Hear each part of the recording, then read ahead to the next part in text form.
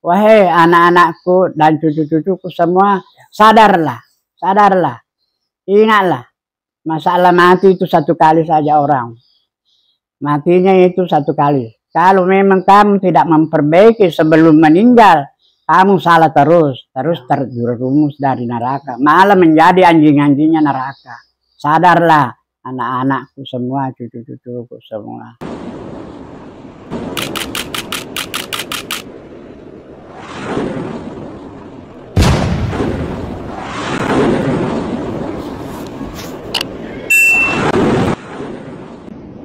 Bismillahirrahmanirrahim. Assalamualaikum warahmatullahi wabarakatuh. Selamat berjumpa kembali para sahabat Hairil Anas TV dimanapun Anda berada di seluruh penjuru Nusantara maupun di mancanegara. Saat ini saya tengah berada di Kabupaten Wajo, Provinsi Sulawesi Selatan, menjumpai Bapak Peta Tendriliung atau di dalam kalangan Islam Jamaah beliau dikenal dengan nama Haji Mustafa, salah seorang sesepuh atau dalam kalangan Islam Jamaah disebut Awalul Mukminin, dan kedatangan saya atas undangan beliau untuk membantu beliau menyadarkan anak-anaknya, cucu-cucunya yang karena ketidaktahuan, karena kejahilan akan ilmu, sehingga beliau merasa menyesal telah menjerumuskan anak cucunya dalam kelompok yang sesat, menyesatkan Islam Jamaah. Baik, kita akan segera mempersilakan kepada dia. Silakan pengaji. Assalamualaikum warahmatullahi wabarakatuh. Waalaikumsalam. Asyhadu an la ilaha illallah wa asyhadu anna Muhammadur Rasulullah sallallahu alaihi wasallam. Saya dulu dari kecil diberi nama ya dari orang tua. Nah, yaitu dikasih dulu namanya gelaran-gelaran dari orang tua, Peta Tendriliung, Haji Peta Tendriliung. Tapi saya di Islam Jamaah ada membalik saya dulu, dia kasih nama, katanya nama yang barokah, nama Haji Mustafa. Ya, jadi pindah nama. Jadi kalau di kalangan Islam Jamaah dikenalnya itu Haji Mustafa. Ya, saya lahir di daerah perbatasan Supe Wajo Bone, itu namanya Berinang. Lahir pada 33, mempunyai anak 17, mempunyai cucu lebih 40 sekarang. Semua itu saya ajak masuk di Islam Jamaah. Masih banyak di pondok di sana di Jombang, Jombang apa namanya itu, Gading sekarang. Nah, alhamdulillah saya tidak ada gara-gara, tidak mempunyai gara-gara, tapi sejak dulu memang saya ragu, selalu saya ragu. Kenapa kok ini bilangnya ini, kok ini beda semua di sini? Tapi saya kalau kembali mengikuti pengajian, didengari itu, dimaknai, ditulis, diterangkan keterangannya, wah begitu menarik. Ya. Jadi bumbu-bumbu yang menarik kita di dalam Islam Jamaah memang mau full bumbunya. Jadi kalau orang-orang yang memang tidak mendalami, menggali di dalamnya, di situ tidak tahu salahnya, ya. Pokoknya tahunya benarnya saja. Karena memang bumbunya itu segala macam. Bumbu yang paling enak, yang paling cantik memang cara berbahasanya, cara berbicaranya untuk menggalang kita, menggalang semua orang. Itu memang bumbunya tidak ada samanya. Tidak ada samanya bumbunya. Memakai bumbu. Segala macam bumbunya, cara bicaranya. Supaya bisa menarik orang, bisa terpancing orang. Nah, memang kalau bicara dia itu masalah agama, dibumbu, dikeluarkan semua bumbu-bumbunya itu memang tidak ada selain daripada dia. Ternyata dikoreksi, ditanyakan, dikoreksi di Makkah, di Madinah, di sama Seseh itu, dan juga kita mendengar juga di ulama-ulama yang ada di Indonesia ini, yang penerus dari Nabi ini, jauh beda. Kita baca ini hadis-hadis ini yang ada di sini ini jauh beda, jauh beda. Tetapi kalau dia menghadapi kita, membicarakan kita, pokoknya tidak ada Islam selain daripada dia. Saking cantiknya bumbunya itu paling cantik sekali. Tidak ada yang mengalahi semua orang. Nah, itu dalil satatarbiwala salasi seterusnya memang benar. Tapi yang benarnya itu al-jama'at al-muslimin, jamaahnya Nabi Muhammad. Ya. Nah, jamaah yang memang sudah ditinggalkan Nabi Muhammad. Bukan jamaah baru mau dibuat sekarang seperti dibuat Nur Hasan itu. Ya. Yang dibuat Nur Hasan itu, yang didirikan itu Nur Hasan itu semua kebohongan. Kebohongan, tidak ada habisnya bohongnya. Bohong terus menerus. Kita ditipu. Kita tertipu, terpancing dari bahasanya, dari tingkah lakunya. Dia kalau memang menghadapi orang-orang yang tidak dia itu begitu manisnya. Ya. Bukan main.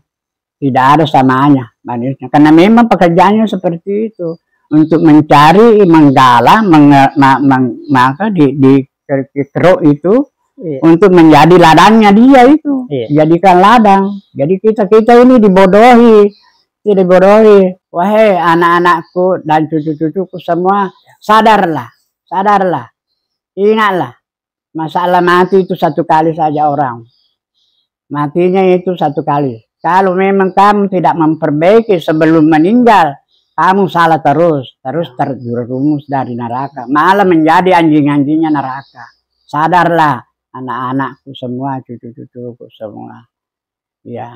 Karena saya tidak mampu untuk menyadarkan mereka, untuk menyadarkan kamu. Kalau bukan kamu sendiri yang memikirkan dirimu sendiri, menyelamatkan dirimu sendiri, itu tetap jelas terus kamu itu masuk neraka, menjadi anjing-anjingnya neraka nanti di hari kemudian.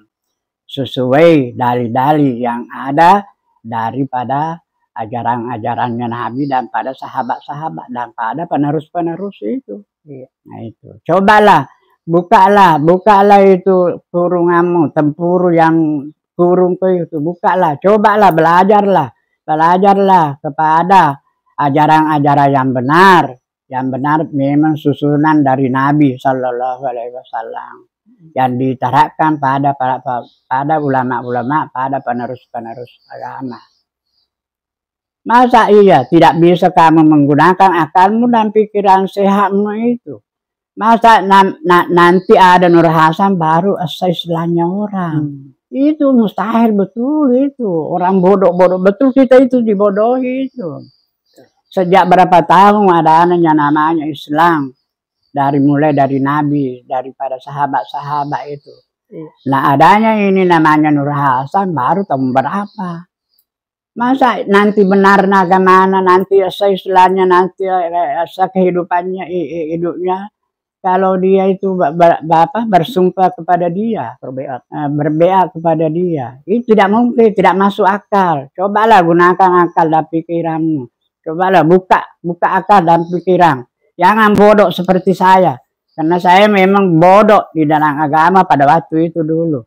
Terus ada anak kecil umur 12 tahun membacakan itu Al-Quran dan diartikan dan diterangkan keterangannya, yaitu saya salut sekali. Akhirnya saya terpancing, terjerumus dari itu, digalang. Padahal dikoreksi di Al-Quran, di hadis, pada ulama-ulama, itu bagiku orang Hawari, penerusannya orang Hawari itu. Itu penentanannya memang Nabi Muhammad dan menentang juga kepada Allah.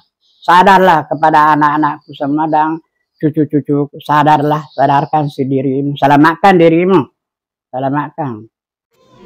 Kalau boleh tahu Pung Haji, tadi dikatakan ada 17 anak, 40 cucu. Di antara mereka apakah ada yang sudah hijrah Pung Haji? Artinya keluar dari kelompok Islam Jamaah LDI ini. Masih ada di ujung pandang itu sekolah kedokteran tapi sudah selesai tapi dia mau ambil apa? jadi dokter polisi, masih dilanjut dia tuh. Tapi sudah hijrah juga Bung Haji. Ya, ya, artinya tidak jelas di hijrah, tapi dia tidak mendatangi pengajian. Sudah tahu sudah mengerti. Yang tinggal juga di Surabaya karena masih 2 lagi anak laki-laki masih sekolah, tidak mengikuti pengajian juga, tidak mau juga. Jadi ada 5 yang sudah 5 yang sudah hijrah. Iya, 5 sudah hijrah. Yang perempuan di Tenggara, yang perempuan yang ada suaminya nih pergi. Ini baru-baru juga datang dari Ternate. Alhamdulillah dia sudah hijrah juga. Jadi yang belum hijrah itu mungkin karena jadi pengurus di dalam. Iya, sepertinya Mukmi apakah masih di Jawa dia tinggal memang jadi pengurus di situ. Malah saya bilang kami tuh dijadikan budak di situ.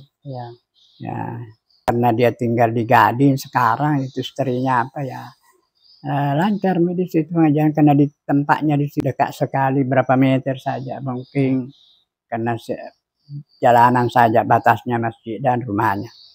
AC-nya dulu Marioso dibeli. Jadi mari kita tetap mendoakan mereka pengaji, mudah-mudahan Allah berkenan memberikan taufik dan hidayah kepada mereka. Dan pesan pengaji tadi kepada anak-anaknya, cucu-cucunya supaya membuka diri, melepas kacamata kuda dan memberanikan diri untuk mengintip keluar, melihat betapa luasnya ilmu agama ini, dan tinggalkanlah tempurung yang selama ini mengurung dalam kegelapan dan kesempitan.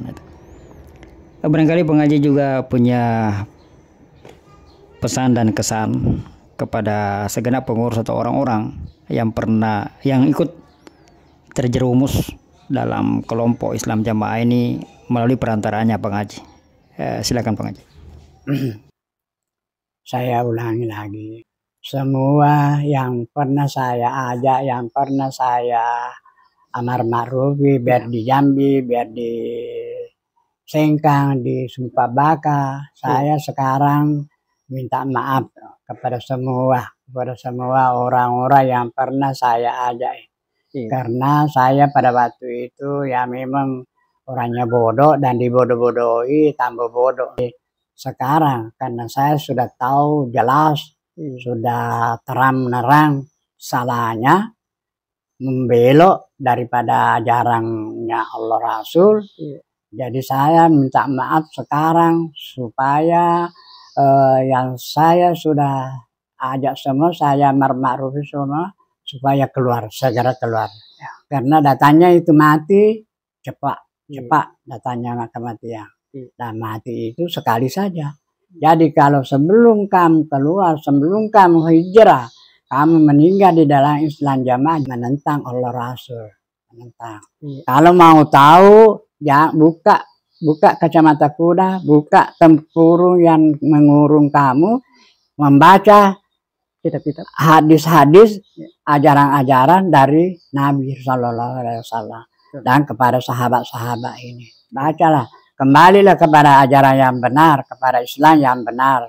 Mungkin ya sampai ini saja dulu saya bisa kan, saking saya kesian, saking sedihnya saya itu memikirkan anak-anak cucuku supaya keluarlah, gunakanlah pikiran sehat, pikiran waras. Jangan sampai kamu itu terjerumus di situ. Cobalah pikir. Maka di Syekh Hamdan itu tidak sama. Saya sudah menyaksikan tidak sama cara mengajarnya. Karena masih banyak murid-muridnya Syekh Hamdan di Makkah Madinah mengajar itu. Tidak seperti itu, jauh beda, bertolak belakang. Jadi bohong, itu kebohongan besar itu. Bohong terus-menerus itu untuk mengelabui kita, untuk menjajah kita, untuk dijadikan kita kebun-kebun, ditagih setiap bulan. Itu. Cobalah, gunakanlah pikiran, hijrahlah, kembalilah kepada ajaran yang benar. Sekianlah, mudah-mudahan anakku ini memikirkan baik-baik supaya kembali kepada ajaran yang benar. Assalamualaikum warahmatullahi wabarakatuh. Waalaikumsalam warahmatullahi wabarakatuh. Demikian bincang-bincang kami dengan Bapak Haji Mustafa, nama beliau di dalam kalangan Islam Jamaah. Namun Nama asli beliau dari kecil adalah Haji Peta Tentriliwang. Nama kuno. Iya. Beliau memang masih dalam garis keturunan Ningrat untuk kerajaan Wajo. Ada 3 pesan penting, 3 pesan utama yang beliau sampaikan. Yang pertama terutama adalah kepada anak-anaknya sebagai bentuk tanggung jawabnya beliau menetapi dalilku anfusakum wa ahlikum nar. Yang kedua, beliau memohon maaf karena beliau adalah seperti yang saya katakan di awal tadi, awal mukminin, pelopor ya kepada orang-orang yang pernah di amar ma'rufi ala johkam ya, sehingga terjerumus dalam kelompok ini. Beliau meminta maaf. Pada saat itu beliau melakukannya dalam keadaan khilaf, dalam keadaan ya jahil, tidak berilmu. Sekarang setelah memahami bahwa apa yang beliau lakukan itu menyalahi syariat, melanggar ketentuan agama, maka beliau memohon maaf sekaligus menghimbau, meminta agar rekan-rekannya, saudaranya, kerabat-kerabatnya yang masih terjebak di dalam segera sadar, segera keluar, membuka kacamata kuda yang beliau katakan tadi, mengintip keluar, jangan terbelenggu dengan doktrin yang sesat menyesatkan. Jazakallahu khair, pengaji, barakallahu fikum. Mudah-mudahan perbincangan kita ini membawa manfaat baik kepada diri kita sendiri, kepada para sahabat yang menyimak, dan terutama kepada keluarga-keluarga kita yang masih terjebak di dalam sana. Sekian, mohon maaf atas segala khilafan dan kekurangan. Wabillahi taufiq wal hidayah. Wassalamualaikum warahmatullahi wabarakatuh.